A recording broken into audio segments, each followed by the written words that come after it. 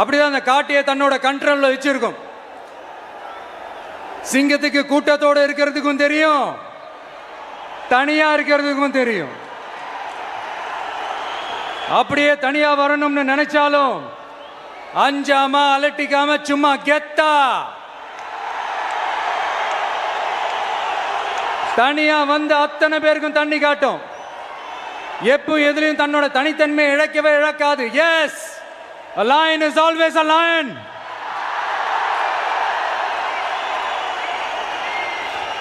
There are so many jackals and other animals in the forest, but there will be only one lion. And even if it is single, it will be the king of jungle. It is not only a description but also a clear declaration.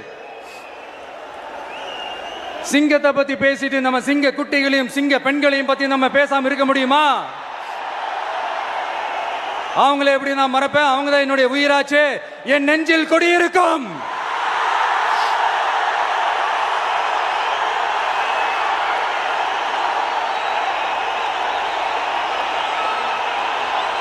என்னுடைய தோழர்களுக்கும் தோழிகளுக்கும்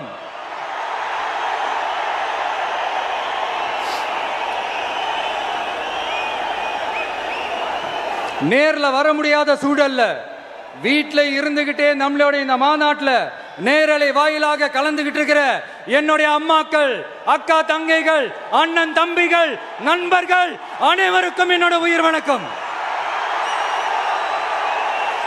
என்னோட உயிர் வணக்கம். என்னோட உயிர் வணக்கம்.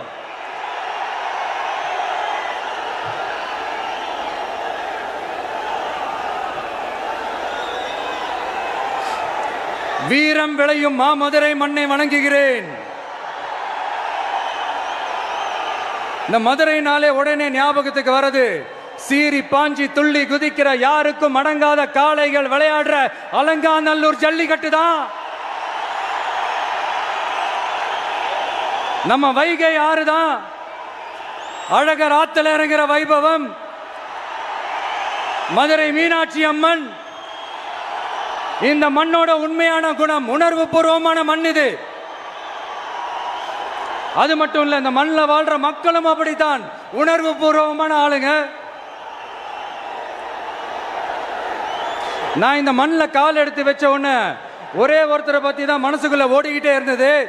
அவர் யாருன்னு உங்களுக்கும் தெரிஞ்சிருக்கும். சினிமானாலும் சரி, அரசியல்னாலும் சரி, நமக்கு ரொம்ப ரொம்ப பிடிச்சது புரட்சி தலைவர் எம்ஜிஆர் அவர்கள் தான். அவரோட பழகிறதுக்கு எனக்கு வாய்ப்பு கிடைக்கல. ஆனா அவரை மாதிரியே குணம் கொண்ட என்னுடைய அண்ணன் புரட்சி கலைஞர் கேப்டன் விஜயகாந்த் அவர்களோட பழகிறதுக்கு எனக்கு நிறையவே வாய்ப்பு கிடைச்சது. அவரும் இந்த மதுரை மண்ணை சேர்ந்தவர் தானே. அவரை மறக்க முடியுமா? தமிழ்நாட்டு மக்கள் உணர்வுபூர்வமா உண்மையா நம்ம பக்கத்திலே நிக்கிறவங்க. அதுக்கு ஒரு மிகப்பெரிய அடையாளம் தான் இந்த மதுரை மண். நம்ம தமிழக வெற்றி கழகம் கையில் எடுத்திருக்கிற அரசியலும் அப்படித்தான். உண்மையான அரசியல், உணர்வு பூர்வமான அரசியல், நல்ல அரசியல், நல்லவங்களுக்கான அரசியல், நாட்டு மக்களுக்கான அரசியல், நல்லது மட்டுமே செய்கிற அரசியல்.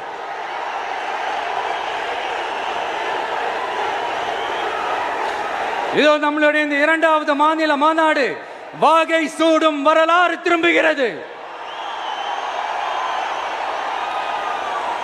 அப்படி இந்த மாநாட்டுக்கு பேர் வச்சிருக்கிறோம்.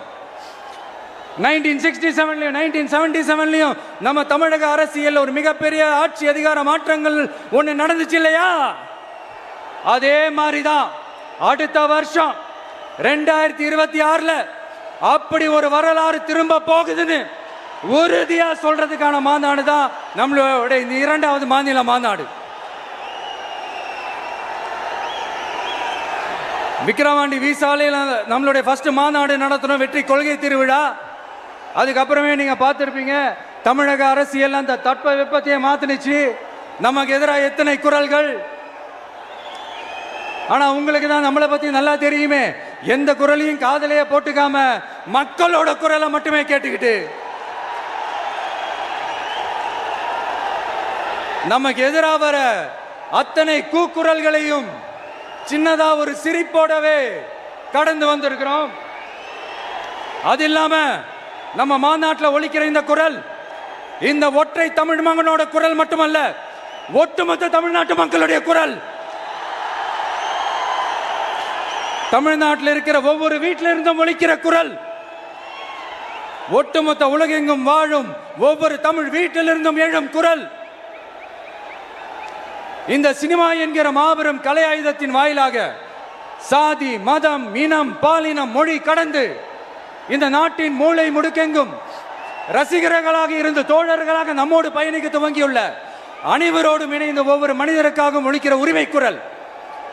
மாநில உரிமைக்காக, பெண் உரிமைக்காக, சமூக நீதிக்காக, சமநீதிக்காக, மதச்சார்பின்மைக்காக உண்மையா ஒலிக்கிற குரல். அதனால் இந்த குரலுக்கு எதிராக இன்னும் இன்னும் எத்தனை குரல்கள் வந்தாலும் ஓங்கி ஒலிக்குமே தவிர ஒரு நாளும் ஓயவே ஓயாது. Yes, it is an unstoppable voice, an unstoppable force.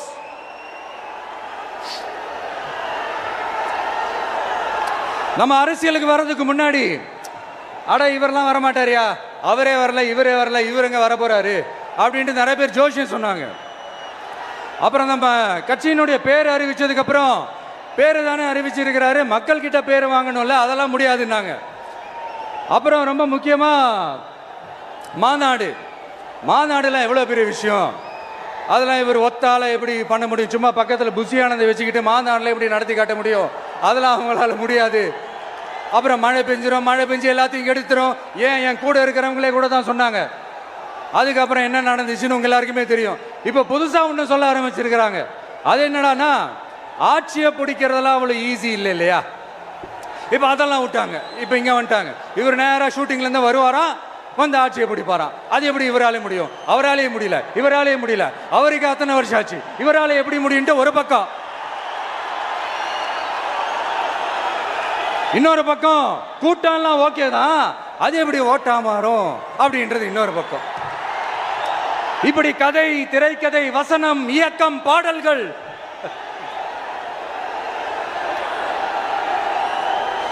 அதனால இந்த அரசியல் ஆய்வாளர்களுக்கு நான் சொல்றதெல்லாம் ஒன்னேதான், நல்லா கேட்டுக்கங்க. இந்த விஜய் ஏதோ இந்த பல லட்சம் பேர் கூடுற கூட்டத்தில் மட்டுமே இருக்கிறாரு அப்படின்னு மட்டும் தப்பு கணக்கு போட்டாதீங்க. ஏன்னா நம்மளுடைய இந்த கூட்டம் வெறும் ஓட்டா மட்டும் இல்லைங்க, வரப்போற தேர்தலில் மக்கள் விரோத ஆட்சியாளர்களுக்கு நாம வைக்க போற வேட்டா, நம்மளை கோட்டைக்கு அனுப்ப போற ரூட்டா இருக்க போதுன்னு சீக்கிரமாவே தெரிஞ்சுப்பீங்க. ஏன்னா கோடிக்கணக்கானவங்களோட ஹார்ட்லயும் வீட்லயும் ஏற்கனவே ஆல்ரெடி உயிரா, உணர்வா, உறவா இருக்கிறோம். நம்மளுடைய கனெக்ட் எல்லாம் வெறும் மக்களோட மட்டும்தான். நாம யாருன்னு அவங்களுக்கு தெரியும், அவங்க யாருன்னு நமக்கு தெரியும். நாமளும் நம்ம மக்களும் எப்படி இருக்கிறோம்னு எதிரிகளுக்கு நல்லாவே தெரியும். இருந்தாலும் இந்த விஜய் எதுக்குப்பா வந்திருக்கிறாரு, இவர் என்ன புதுசா என்ன திட்டம்லாம் சொல்லிட்டாரு அப்படின்னு வேற நிறைய கேள்விகள். இந்த சொல்றேன் தெரிஞ்சுக்கங்க. பெண் குழந்தைகள், பெண்கள் மற்றும் வயசானவங்களோட பாதுகாப்புல தான் நம்ம பிரையாரிட்டியே. அடுத்து இளைஞர்கள், உழவர்கள், உழைப்பாளர்கள், நெசவாளர்கள், மீனவர்கள், ஆதரவற்ற முதியோர்கள், மாற்றுத்திறனாளிகள், மூன்றாம் பால் இனத்தவர்கள்னு இன்னும் யாருக்கெல்லாம் கவர்மெண்டோட ஒரு ஸ்பெஷல் அட்டென்ஷன் தேவையோ அவங்க எல்லாருக்குமான ஒரு கவர்மெண்ட் அமைக்கிறது தான் நம்ம இலக்கே. நான் ஏற்கனவே சொன்னது தான் இங்க நான் திரும்பவும் சொல்றேன். நம்மளுடைய இந்த தமிழக வெற்றி கழகம் ஏதோ அரசியல் ஆதாயத்துக்காக தொடங்கப்பட்ட கட்சியெல்லாம் கிடையாதுங்க. கொள்கை கோட்பாடுகளோடு தந்தை பெரியார், பெருந்தலைவர் காமராஜர், அண்ணல் அம்பேத்கர், வீரமங்க வேலு நாச்சியார், மக்கள் சேவகர் அஞ்சலை அம்மாள், நம்மளுடைய 5 கொள்கை தலைவர்களோட வழிகாட்டுதல்களோடு தொடங்கப்பட்ட கட்சி. நம்ம ஸ்டாண்ட்ல நாம எப்பவுமே ஸ்ட்ராங்கா தாங்க இருக்கிறோம். அதுல எந்த மாற்றத்துக்கோ எந்த சமரசத்துக்கோ துளி கூட இடமில்லை. நம்மளுடைய ஒரே கொள்கை எதிரி பாஜக தான். நம்மளுடைய ஒரே அரசியல் எதிரி திமுக தான். எப்படி நம்மளுடைய ஒரே கொள்கை எதிரி, நம்மளுடைய ஒரே அரசியல் எதிரி ஏதோ இந்த அண்டர் கிரவுண்ட் ஆதாயத்துக்காக டீல் போட்டுக்கிட்டு டீல் பேசிக்கிட்டு இந்த அலையன்ஸ் வச்சுக்கிட்டு இந்த ஊரை ஏமாத்துற கட்சியெல்லாம் நம்ம டிவிக்கே கிடையாதுங்க. யாருக்காகவும் எதுக்காகவும் எந்த பயமும் கிடையாது. மாபெரும் பெண்கள் சக்தி நம்மளோட இருக்கிறாங்க, மாபெரும் இளைஞர்கள் சக்தி நம்மளோட இருக்கிறாங்க, ஒட்டுமொத்த தமிழ்நாட்டு மக்களுடைய சக்தி நம்மளோட நிற்கிறாங்க. அப்படி இருக்கும்போது இந்தியாவில் இருக்கிற எல்லா ஸ்டேட்லையும் வாழ்ற நம்ம தமிழ் நெஞ்சங்கள் மட்டும் இல்ல, உலகம் பூரா 100க்கும் மேலான நாடுகள்ல வாழ்ற நம்ம தாய் தமிழ் உறவுகள் எல்லாருமே என்ன விஜய் தளபதி விஜய் இல்லனா விஜய் தளபதி இப்படி சொந்தம் கொண்டாடுற கோடிக்கணக்கானவங்களோட அந்த அன்பு மாசியும் நம்மளோட இருக்கும்போது, இவங்க எல்லாருமே நம்மளோட நிற்கும் போது எதுக்குங்க இந்த பாசிச பாஜகவோட நேரடி கூட்டணியோ இல்ல மறைமுக கூட்டணியோ உறவு வச்சுக்க? நாம என்ன உலகமாக ஊழல் கட்சி? என்ன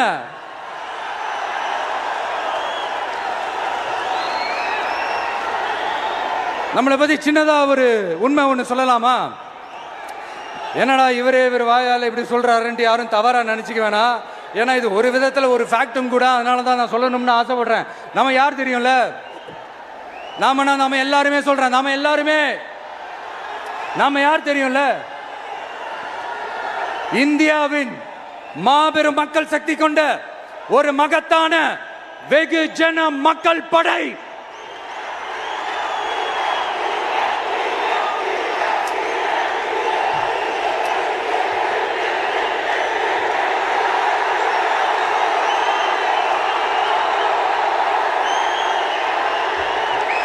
அதனால நம்ம தலைமையில நாம் அமைக்க போற இந்த உண்மையான மக்களாட்சிக்கான அச்சாரமாக மாபெரும் மக்கள் சக்தியை அணி அணியாக நம்மளோட திரண்டு நிக்கிறப்போ இந்த அடிமை கூட்டணியில சேர வேண்டிய அவசியம் நமக்கு இருக்குங்க. நம்மளுடைய இந்த கூட்டணி சுயமிழந்த கூட்டணியால இருக்காது, சுய மரியாதை கூட்டணியா தான் இருக்கும். இந்த ஒரு பக்கம் RSS கிட்ட அடிபணிஞ்சுக்கிட்டு, இன்னொரு பக்கம் மதச்சார்பற்ற கூட்டணின்னு இந்த மக்களை ஏமாத்துற கூட்டணியால நம்ம கூட்டணி இருக்காது.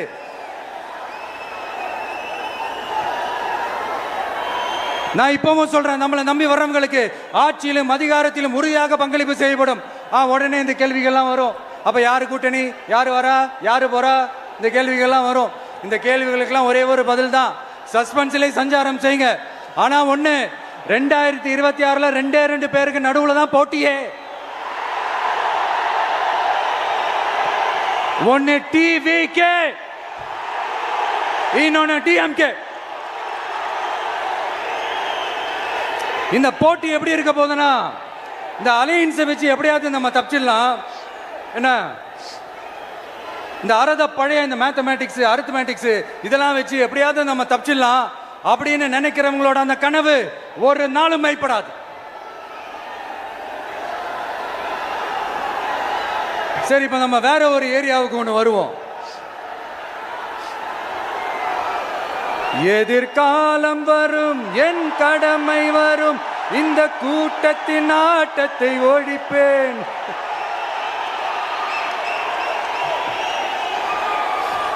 மக்கள் அரசியல் என்ற அந்த சவுக்க கையில் எடுக்கலாமா? யாருக்கு எதிரான தானே கேட்கிறீங்க? வேற யாரு? மறைமுக உறவுக்காரர்களான பாசிச பாஜகவும் பாய்சன் திமுகவும் தான். மாண்புமிகு பிரதமர் நரேந்திர மோடிஜி அவர்களே 3வது முறையா ஒன்றியத்தோட ஆட்சி அதிகாரத்தை நீங்க தானே கையில் வச்சிருக்கிறீங்க. இல்ல, நாங்க தெரியாம தான் கேட்கிறோம்.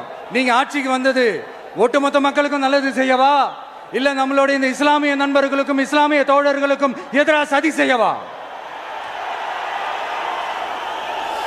மக்களுக்கு உங்ககிட்ட கேட்கறதுக்குன்னு ஏராளமான கேள்விகள் இருக்குது. அதனால அவங்க சார்பா, அவங்கள ஒருத்தனா, அவங்களோட ஒரு உண்மையான ஒரு பிரதிநிதியா உங்ககிட்ட சில கேள்விகள் கேட்கணும். மிஸ்டர் பிரைம் மினிஸ்டர் அவர்களே, நம்ம தமிழ்நாட்டு மீனவர்கள் கிட்டத்தட்ட ஒரு 800 பேருக்கு மேல இலங்கை கடற்படையால தாக்கி அழிக்கப்பட்டிருக்கிறாங்க. அதை கண்டிக்கிறதுக்காக உங்களை பெருசா எதுவும் செய்ய சொல்லல, சின்னதா ஒண்ணே ஒண்ணு மட்டும் செஞ்சு கொடுங்க. இனிமேலாச்சும் எங்களுடைய மீனவர்கள் பாதுகாப்பா இருக்கிறதுக்காக இந்த கச்சத்தீவை இலங்கை கிட்ட இருந்து மீட்டு கொடுத்துருங்க, அது போதும். உங்களுடைய இந்த முரட்டு பிடிவாதத்தால நீங்க நடத்துற இந்த நீட்டு தேர்வு, அதனால இங்க என்னென்ன நடக்குதுன்னு சொல்றதுக்கே மனசு வலிக்குது. அதனால அந்த நீட்டு தேர்வு தேவையில்லைன்னு அறிவிச்சிருங்க, அது போதும். செய்வீர்களா திரு நரேந்திரபாய் தாமோதர் மோடிஜி அவர்களே? எங்களுக்கு என்னென்ன தேவையோ என்னென்ன நல்லதோ அதெல்லாம் செய்ய மாட்டேங்கிறீங்க.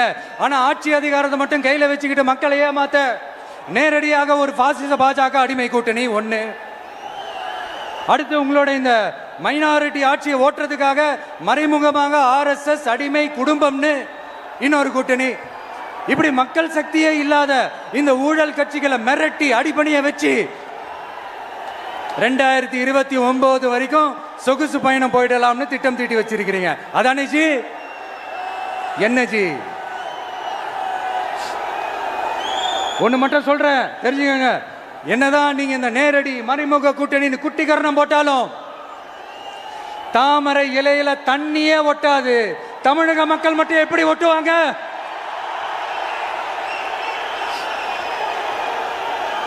இங்க ஒரு MP சீட்டு கூட தரலன்றதுக்காக தமிழ்நாட்டுக்கும் தமிழ்நாட்டு மக்களுக்கும் எதுவுமே செய்யாம ஓரவஞ்சனை செய்யுது இந்த ஒன்றிய பாஜக அரசு. சங்கம் வச்சு தமிழ் வளர்த்த மண் இந்த மதுரை மண். அதனால இங்க அந்த கீழடியில கிடைச்ச ஆதாரங்களை எல்லாம் மறைச்சிட்டு எங்க நாகரிகத்தையும் எங்க வரலாறையும் அழிக்கிறதுக்காக உள்ளடி வேலை செய்யலாம்னு நினைக்கிறீங்க. தமிழ்நாட்டை தொட்ட என்ன நடக்கும் நீங்க பல உதாரணங்கள் இருக்குது. அதனால இதையெல்லாம் மறைச்சிட்டு எங்க மக்களை ஏமாத்திடலாம்னு மட்டும் நினைக்காதீங்க. மத நல்லிணக்கத்திற்கு பெயர் பெற்ற இந்த மதுரை மண்ணிலிருந்து சொல்றேன், உங்க எண்ணம் எல்லாம் ஒரு நாளும் ஈடேறாது.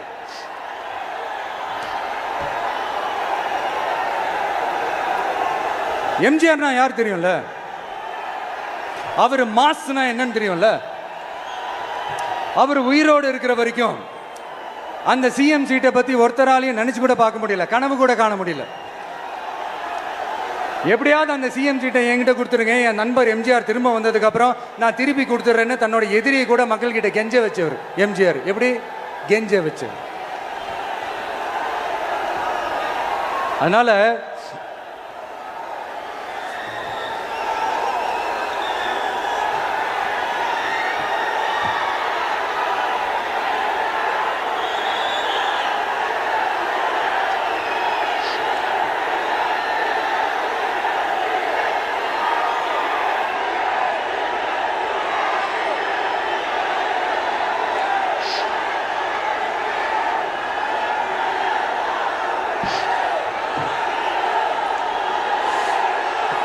ஆனா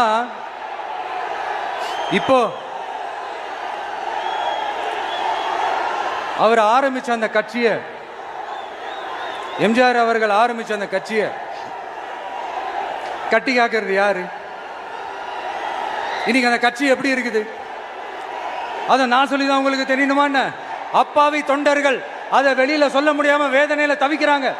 2026 சட்டமன்ற தேர்தலில் யாருக்கு ஓட்டு போடணும், எப்படிப்பட்ட ஆட்சி இங்க அமையணும்னு அந்த அப்பழுக்கற்ற அந்த தொண்டர்களுக்கும் ரொம்ப நல்லாவே தெரியும். அதனால என்ன வேஷம் போட்டுக்கிட்டு பாஜக இங்க தமிழ்நாட்டுக்குள்ள வந்தாலும் அவங்க வித்தை எல்லாம் இங்க வேலைக்கே ஆகாது. இப்படி பொருந்தா கூட்டணியா இந்த பாஜக கூட்டணி இருக்கிறதுனால இப்ப ஆட்சியில இருக்கிற இந்த வெற்றி விளம்பர மாடல் திமுக என்ன செய்யுதுன்னு தெரியும்ல? பாஜகவோட உள்ளுக்குள்ள ஒரு உறவை ஒன்று வச்சுக்கிட்டு வெளியில எதிர்க்கிற மாதிரி ஒரு டிராமா ஒன்று பண்ணிக்கிட்டு, எதிர்கட்சியா இருந்தா போங்க மோடின்னு பலூன் விடுறது, ஆளுங்கட்சியா இருந்தா வாங்க மோடின்னு கொடை பிடிச்சுக்கிட்டு கும்பிடு போடுறது. இது மட்டுமா? ஒரு ரைடுன்னு ஒன்று வந்துட்டா போதும், இது வரைக்கும் போகவே போகாத ஒரு மீட்டிங், அதை காரணம் காட்டி டெல்லிக்கு போறது, அங்க ஒரு சீக்கிரட் மீட்டிங் நடத்துறது. நல்லா நோட் பண்ணணும் மக்களே, அந்த மீட்டிங் அப்புறம் இந்த இஷ்யூ அப்படியே காணாம போயிருக்குமே. அதேதான் Stalin uncle, what uncle is very wrong uncle.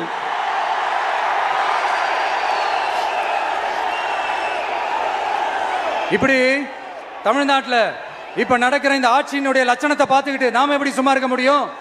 ஒரு தவறு செய்தால், அதை தெரிந்து செய்தால், அவர் கபட நாடக மு.க. ஸ்டாலின் அங்கிளாகவே இருந்தாலும்,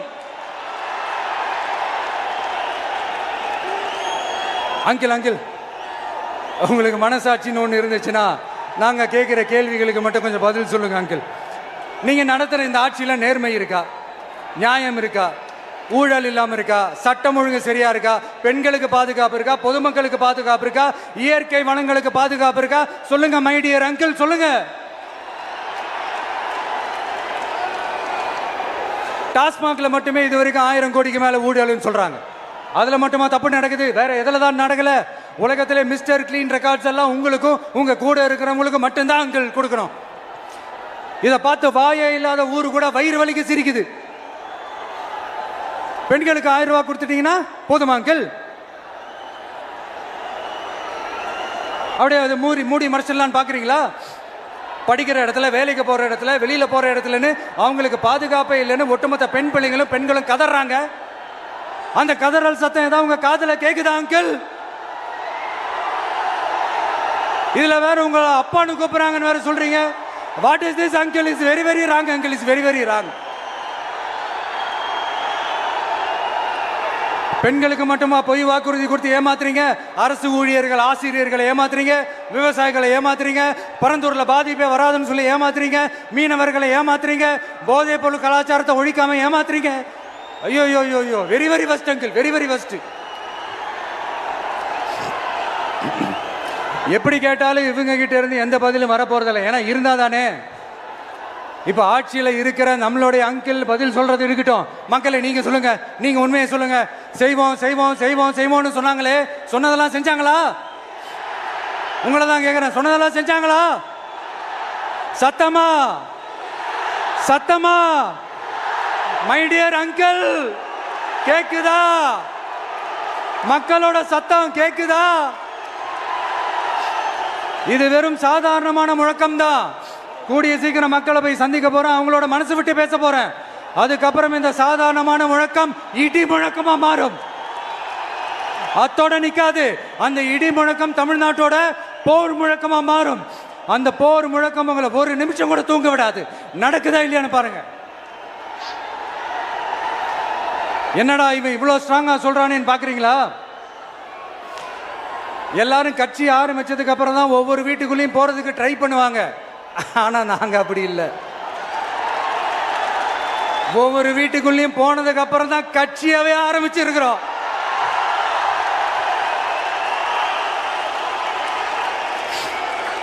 அதனால ஒட்டுமொத்தமா எல்லாருமா சேர்ந்து இந்த திமுக ஆட்சிய, கபட நாடக திமுக ஆட்சிய 2026 தேர்தலில் வீட்டுக்கு அனுப்புறோம். வீட்டுக்கு அனுப்புறோம். என்ன நண்பா, சரிதானே? என்ன நண்பி, செய்வீர்கள் தானே? இப்போ உங்களுக்கு சின்னதா ஒரு சர்ப்ரைஸ். நம்ம கட்சியினுடைய வேட்பாளர் பட்டியலை இப்ப நான் அறிவிக்க போறேன். மதுரை கிழக்கு வேட்பாளர் விஜய். இன்னும் முடிக்கல. ஒரு நிமிஷம், இன்னும் முடிக்கல. மதுரை மேற்கு வேட்பாளர் விஜய். மதுரை மத்தி வேட்பாளர் விஜய். மதுரை தெற்கு வேட்பாளர் விஜய். மதுரை வடக்கு வேட்பாளர் விஜய். மேலூர் விஜய். சோழவந்தான் விஜய். திருப்பரங்குன்றம் விஜய். திருமங்கலம் விஜய். உசிலம்பட்டி விஜய்.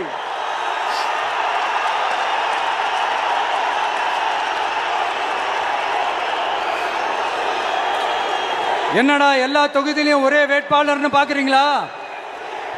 234 தொகுதியிலையும் இந்த விஜய் தான். அதாவது உங்க விஜய் தான் உங்க சின்னம். இன்னும் சிம்பிளா சொல்லணும்னா, உங்க வீட்டில் இருக்கிற ஒருத்தர் தான் வேட்பாளரா நிக்க போறாங்க. அந்த வேட்பாளரும் நானும் வேறு வேறு இல்லை. நீங்க அவருக்கு ஓட்டு போட்டீங்கன்னா எனக்கு ஓட்டு போட்ட மாதிரி. இந்த முகத்துக்காக நீங்க ஓட்டு போட்டீங்கன்னா உங்க வீட்டில் இருக்கிற உங்களுடைய வேட்பாளர் ஜெயிச்ச மாதிரி. என்னடா இவர் ஏதோ ஓவரா சொல்றாருன்னு நினைக்க வேணாம். பிராக்டிக்கலா அப்படிதான் இருக்கும், அப்படிதான் இருக்கணும். நீங்களும் அப்படிதான் நினைப்பீங்கன்னு நான் நம்புறேன். ஏன்னா இது நம்மளை விட நம்ம எதிரிங்களுக்கு இன்னும் நல்லாவே தெரியும். அதனால எல்லாம் இந்த அதிகார பலம் எல்லாத்தையும் தூக்கிட்டு வந்துருவாங்க. வரட்டும், பார்த்துக்கலாம். TVK will take it, TVK will meet it, TVK will compete with it and TVK will conquer it. TVK will conquer it.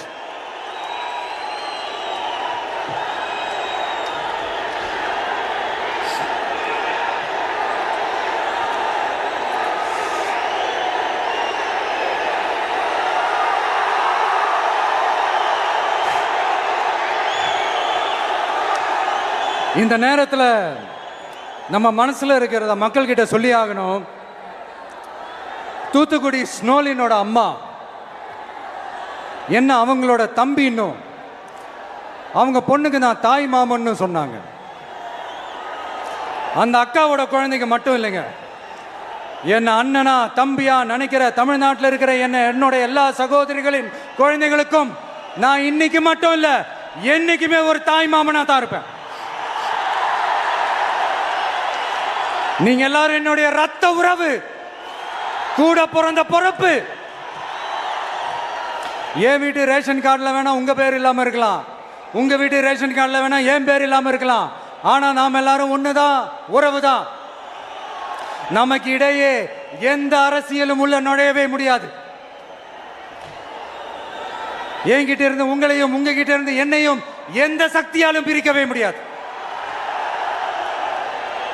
அப்புறம் நான் ஒன்னும் இந்த மார்க்கெட் போனதுக்கு அப்புறம், ரிட்டையர் ஆனதுக்கு அப்புறம் அடைக்கலம் தேடி அரசியலுக்கு வரல, படைக்கலனோட வந்திருக்கிறோம். பவர்ஃபுல் ஃபோர்ஸோட, மாபெரும் படை வரிசையோட, எல்லாத்துக்கும் தயாராகி தான் வந்திருக்கிறோம். இவ்வளவு தயாரா நாம அரசியலுக்கு வர்றதுக்கு ரொம்ப ரொம்ப முக்கிய காரணம் ஒன்று இருக்கு. அது என்ன தெரியுமா? நன்றி கடன், நன்றி கடன், நன்றி கடன். கிட்டத்தட்ட ஒரு 30 வருஷமா, 30 வருஷத்துக்கு மேல நீங்க தான், நம்ம மக்கள் தான் என் கூட நிக்கிறீங்க, எனக்காக நிக்கிறீங்க, என்னை தாங்கி பிடிக்கிறீங்க, மனசுல ஏந்தி பிடிக்கிறீங்க, தாய் அன்போட மடியில ஏந்திக்கிறீங்க. உண்மையை சொல்லணும்னா வேற யாரை விடவும் எனக்கு இந்த அன்பையும் ஆதரவையும் கொடுத்துருக்கிறீங்க. என் மேல உயிரையே வச்சிருக்கிறீங்க. என்ன உங்க வீட்டில் ஒருத்தனாவே ஆக்கிட்டீங்க. நீங்க எனக்கு கடவுள் கொடுத்த வரம்.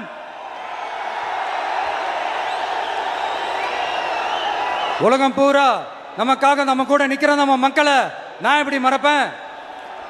நான் என் லைஃப்ல ரொம்ப உயிரா நினைக்கிறது பெண்களை, குழந்தைங்களை, இளைஞர்களை, உழைக்கிற மக்களை தான். இவங்க தான் நம்மளோட வகைரா. இதை பார்த்து தான் நம்மளோட எதிரிகளுக்கு பத்தி எரியுது. அதுக்காக நாம் என்ன செய்ய முடியும்? அதனால நம்ம உறவுகளை, சொந்தத்தை, வகைராவை யாருக்காகவும் எதுக்காகவும் விட்டு கொடுக்க முடியாது இல்லையா? Here at this moment among this August gathering, I want to open my heart and say I enjoy people, I respect people, I worship people.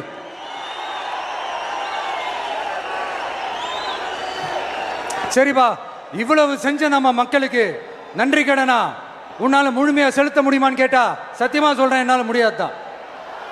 இன்னும் எத்தனை ஜென்மம் எடுத்தாலும் அந்த நன்றி கடனை என்னால தீர்க்கவே முடியாது. அப்புறம் என்ன மானாவுக்கடா நீ வந்திருக்கா தானே கேட்குறீங்க?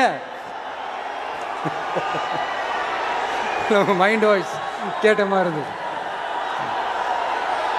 வாழ்நாள் முழுக்க நம்ம மக்களுக்காக ஆதரவா துணையா நிக்கிறத தவிர, அவங்களுக்காக உழைக்கிறத தவிர எனக்கு வேற எந்த எண்ணமும் இல்லை. எனக்கு இப்ப வேற வேலையும் இல்லை. இனிமே எனக்கு இதுதான் என் வேலையே, என் கடன். இனி என் மக்களுக்கு பணி செய்து கிடப்பதே. இப்படியா ஹார்ட் டு ஹார்ட் யதார்த்தமா பேசிய பழகிட்டோம். இதுக்கு மேலேயும் எனக்கும் மக்களுக்கும் இடையே இருக்கிற அந்த உறவை பத்தி நான் பேச ஆரம்பிச்சேன்னா ஒரு மாதிரி எமோஷனல் ஆகிடுவேன். அப்புறம் அதை கண்ட்ரோல் பண்ணுறது ரொம்ப கஷ்டம். அதனால என்னை மனசார நேசிக்கிற நம்ம மக்களுக்கு ஒன்றே ஒன்று சொல்றேன். இந்த விஜய் உங்க விஜய், உங்களுக்கான விஜய், உங்களுக்காக மட்டுமே இருக்கிற விஜய். உங்க கூட நிக்க, உங்களுக்காக நிக்க, உண்மையா நிக்க, உணர்வோட நிக்க, உறுதியா நிக்க, உங்க கூட பேச, உங்களுக்காக பேச, உண்மையா பேச, உணர்வோட பேச, உறுதியா பேச, உங்களுக்காக சேவை செய்ய உங்க விஜய் நான் வர.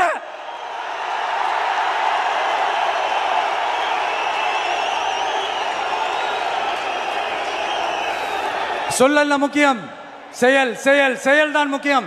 செய்கை தான் சும்மா சிறப்பா இருக்கணும். நான் ஆட்சிக்கு வந்தேன்னா சும்மா அது செய்வேன், இது செய்வேன், நல்லது செய்வேன், உருட்டுவேன், புரட்டுவேன், அதெல்லாம் கிடையாது. செய்யறதுக்கு, நல்லது செய்யறதுக்கு, நல்லது செய்யறதுக்கு மட்டும்தான் இந்த விஜய். அப்புறம் ஒரு அரசியல் தலைவன் அவன் சினிமாக்காரனா, நல்லவனா, கெட்டவனா, இதெல்லாம் தாண்டி அவன் உண்மையானவனா, அதுதான் ரொம்ப ரொம்ப முக்கியம். இது சம்பந்தமா ஒரு குட்டி கதை ஒன்று சொல்றேன். ஒரு நாட்டில் ஒரு ராஜா தனக்கு பக்கபலமாக இருக்கிறதுக்காக கூட துணையாக இருக்கிறதுக்காக ஒரு தளபதியை தேடுறாரு. சரியான தகுதிகளோட ஒரு 10 பேர் செலக்ட் ஆகுறாங்க.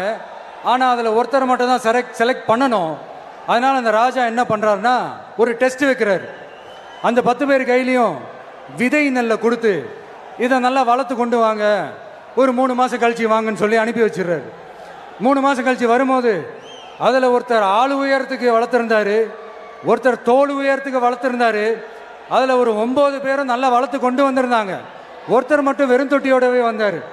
என்னன்னு கேட்டதுக்கு, நானும் தண்ணி ஊற்றி ஊற்றி பார்க்குறேன், உரம் வச்சு வச்சு பார்க்குறேன், வளரவே மாட்டேங்குது ராஜா, என்ன பண்ணுறதுன்னு தெரியலன்னு சொன்னதுக்கு ராஜா அவரை கட்டி அணைச்சிக்கிட்டு, இனிமேல் நீதான் என்னுடைய தளபதி, எல்லா அதிகாரமும் உனக்கு தான் சொன்னார். ஏன்னா அந்த 10 பேர் கையிலையும் ராஜா கொடுத்தது அவித்த விதை நெல், அது முளைக்கவே முளைக்காது. அந்த 9 திருட்டு பயலும் என்ன பண்ணியிருக்காங்கன்னா வேற விதை நெல்லை வாங்கி அதை வளர்த்துட்டு ராஜாவையும் மக்களையும் ஏமாத்திருக்கிறாங்க. ஆனால் இவர் மட்டும் உண்மையை போட்டு உடைச்சிட்டார். அதனால ஒரு நாட்டுக்கு திறமை எந்த அளவுக்கு முக்கியமோ அந்த அளவுக்கு உண்மையும் நேர்மையும் முக்கியம். இப்போ நீங்க எல்லாரும் தான் அந்த ராஜா. நீங்க தேர்ந்தெடுக்க போற அந்த தளபதி